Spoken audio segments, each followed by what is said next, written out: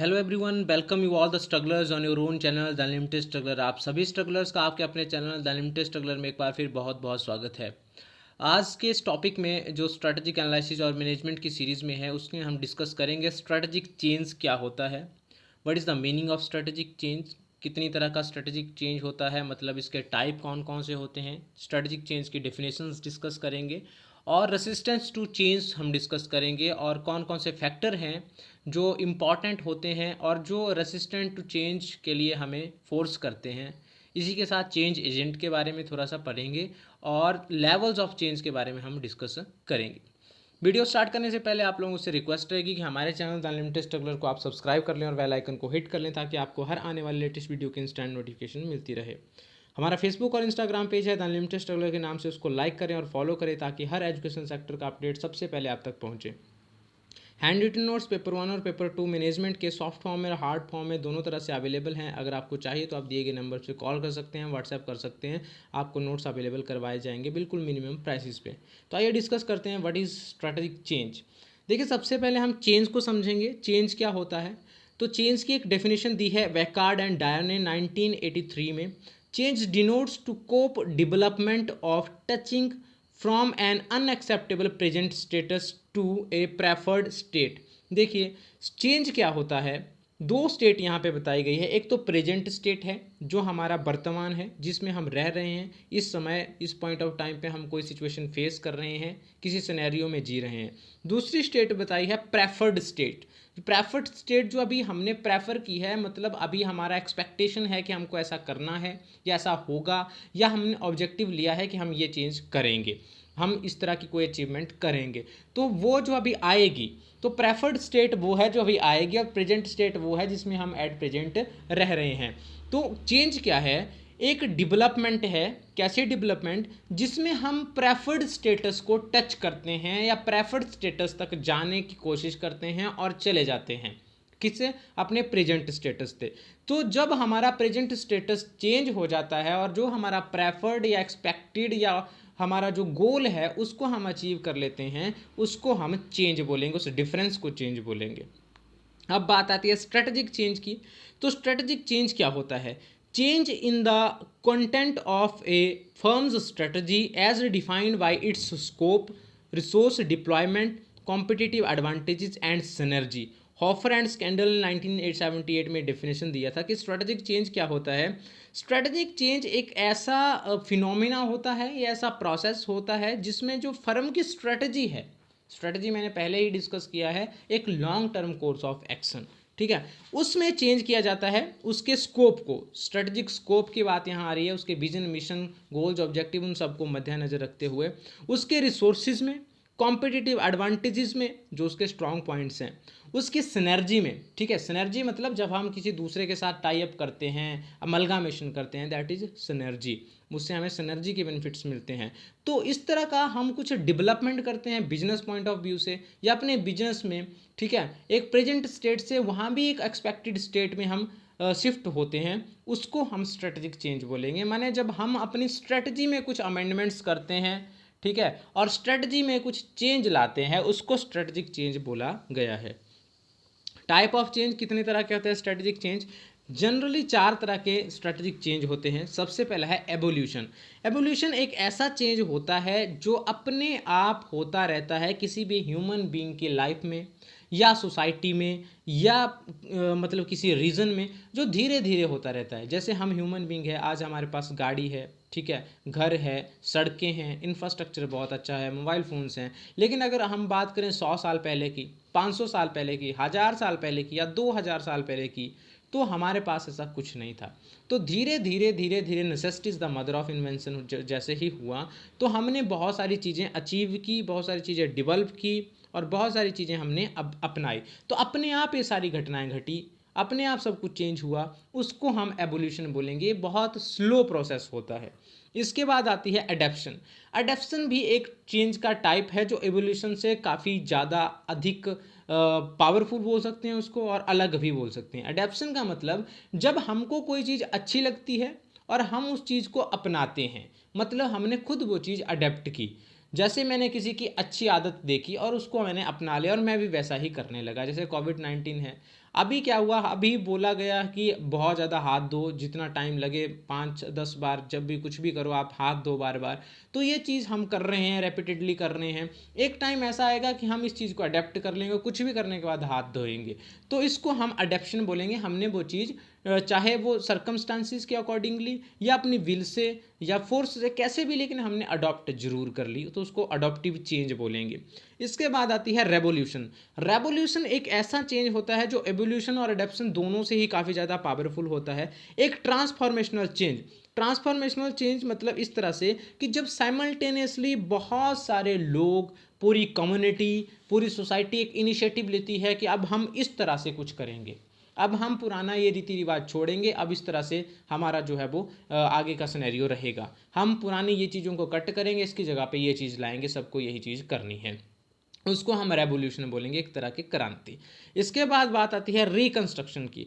Reconstruction का मतलब है एक सडन चेंज।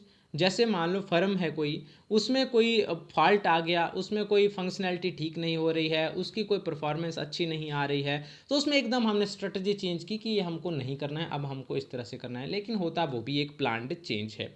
तो प्लान चेंज होता है रिकंस्ट्रक्शन, जब हम एक पुराना सिनेरियो छोड़ते हैं और नई चीज़ के ऊपर फोकस करते हैं।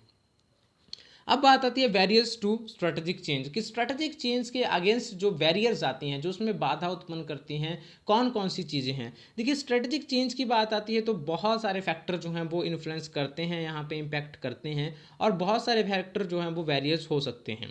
चाहे बात करें कल्चर की, कल्चर सबसे बड़ा फैक्टर है जो चेंज अडॉप्ट करने में लोगों को जो है वो बैरियर क्रिएट करता है। तो कल्चर की वजह से बहुत सारे लोग नई चीज़ें अपना पाते हैं, क्योंकि कल्चर डिफरेंट होता है, अलग अलग जगह से लोग आए होते हैं, तो उनको बोली भाषा, उनके साइन सिंबल समझने में जो है दूसरे लोगों के टाइम लगता है। तो कल्चर एक अहम रोल प्ले करता है एज ए बैरियर।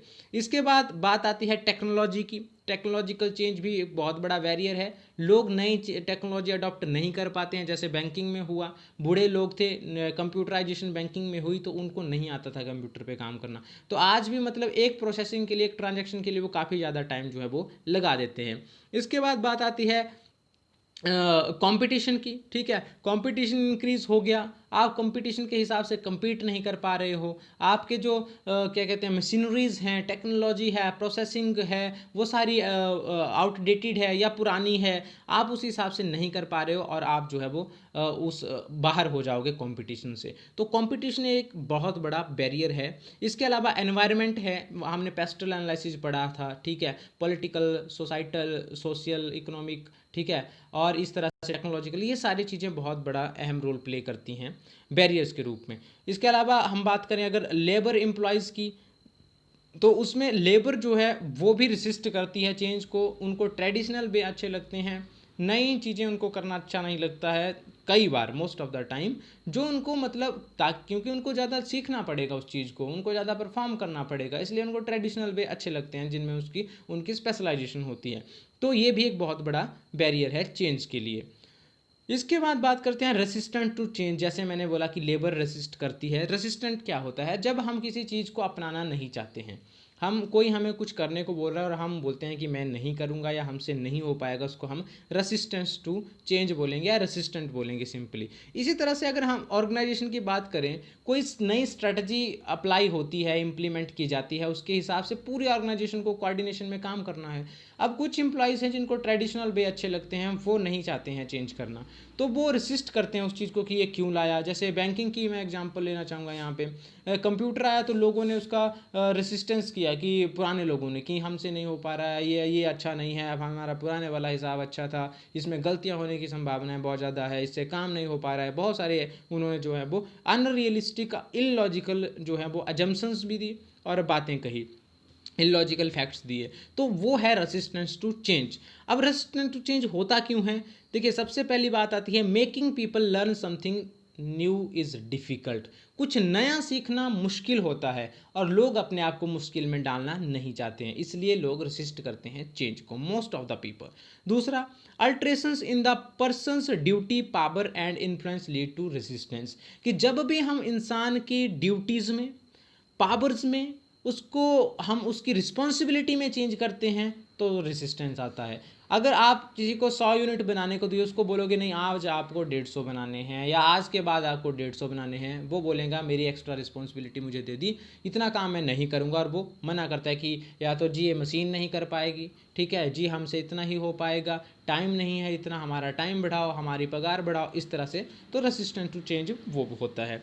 इसके अलावा people who are adept on maintaining customs instead of taking risk and doing new things will always resist change। ऐसे लोग जो ट्रेडिशनल वेज को ही फॉलो करना चाहते हैं, नई चीज़ें नहीं सीखना चाहते हैं, जो रिस्क लेने की कैपेसिटी जिनकी नहीं है, नई थिंग्स लर्न नहीं करना चाहते हैं, वो भी चेंज करने के लिए मना करते हैं, और ये भी एक फैक्टर है रेसिस्टेंस टू चेंज का। अब यहाँ बात आती है चेंज एजेंट की। चेंज एजेंट क्या होता है? चेंज एजेंट कोई भी इंडिविजुअल हो सकता है या ग्रुप ऑफ इंडिविजुअल हो सकता है जो चेंज को अडॉप्ट करवाने में ऑर्गेनाइजेशन की और मैनेजमेंट की हेल्प करता है। मतलब चेंज एजेंट एक ऐसा पर्सन होता है या ग्रुप ऑफ पर्सन होता है जो एक कोऑर्डिनेटर का काम करता है, एक एजेंसी चैनल का काम करता है बिटवीन मैनेजमेंट एंड जो एम्प्लॉयज़ हैं। वो इस तरह से उनके बीच में जाता है और डिस्कशन करता है और उनको समझाता है या तरीका बताता है जिससे वो लोग नई चीज़ को अपना सके। तो वो इंडिविजुअल भी हो सकता है और इंडिविजुअल नहीं तो ग्रुप भी हो सकता है, ग्रुप ऑफ पर्सन। अब ये जो चेंज एजेंट होता है ये कोई बाहर का पर्सन भी हो सकता है एक्सटर्नल रिसोर्सेज से, या इंटरनल पर्सन भी हो सकता है। जैसे आपको एग्जांपल दूँ, बैंकिंग का मैं एग्जांपल देना चाहूँगा। बैंकिंग्स में बहुत सारे प्राइवेट जो बैंक्स होते हैं, उनमें सरकारी में भी होता होगा शायद, जो उनके एम्प्लॉयज़ होते हैं मैनेजरियल लेवल के, डिप्टी मैनेजर लेवल के, असिस्टेंट मैनेजर लेवल के, या ग्राउंड लेवल पे भी जो एम्प्लॉय होते हैं उनके टाइम टू टाइम ट्रेनिंग्स होती है, और उसमें वो मैनेजरियल स्किल्स उनको सिखाए जाते हैं। उनको जो प्रॉब्लम्स आती हैं उनसे लड़ना उनको सिखाया जाता है, उनको हैंडल करना सिखाया जाता है।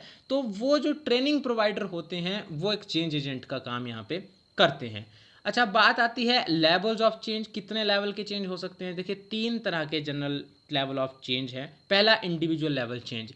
जब हम क्या करते हैं, किसी इंडिविजुअल पर्सन को कोप अप करना सिखाते हैं प्रॉब्लम्स के साथ, या किसी इंडिविजुअल में कुछ ट्रांसफॉर्मेशन करते हैं। जैसे एक सेल्स पर्सन है, उससे सेल्स नहीं हो पा रहा है, उसको स्ट्रेटजी नहीं आ रही है, उसको प्रोडक्ट पिच करना नहीं आ रहा है, तो उसका बॉस, उसका मैनेजर उसको बताता है कि आपको इस तरह से कस्टमर के साथ डील करना है, ये चीज़ें बतानी है, उसको प्रोडक्ट की ट्रेनिंग दी जाती है उसको, फिर वो उसी हिसाब से सीखता है। और इंडिविजुअल सेल्स पर्सन की यहाँ पे बात हो रही है, इसको कहेंगे इंडिविजुअल लेवल चेंज।